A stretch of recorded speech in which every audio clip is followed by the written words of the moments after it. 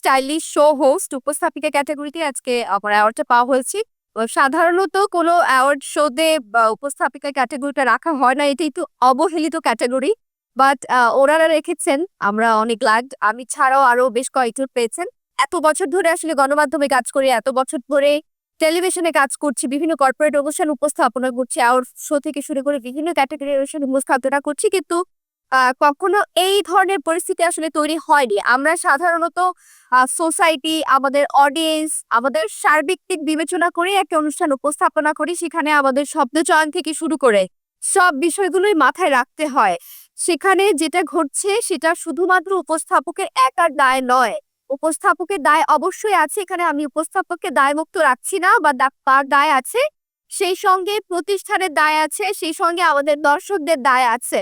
আমাদের দর্শকরা যা দেখতে চান আলটিমেটলি আমরা সেটাই দেখাচ্ছি, কিন্তু দিন শেষে সেটাই সত্যি। অর্থাৎ দর্শকদেরকেও আমরা আসলে এখানে দায়মুক্ত রাখতে পারছি না। ওনারাও মিলিয়ন মিলিয়ন ভিউ দিচ্ছে, যে কন্টেন্টের প্রতিষ্ঠানও চাচ্ছে আমার কন্টেন্টের ভিউ হোক।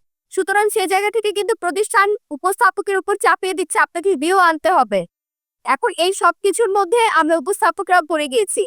আর লিগ্যাল নোটিসের ব্যাপারটা হচ্ছে, ঘুম থেকে উঠলাম এবং কিছু ভালো লাগছে না, একটা লিগ্যাল নোটিস দিয়ে আসি, বিষয়টা এরকম হলে হবে না। আসলে বিষয়টা আরো একটু সিরিয়াস হওয়া উচিত।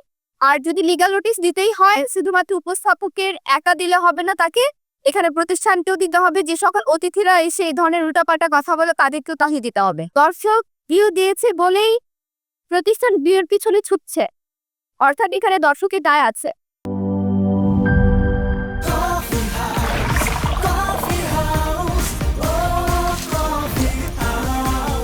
কফি হাউস, প্রতি চুমুকে আড্ডা জমে।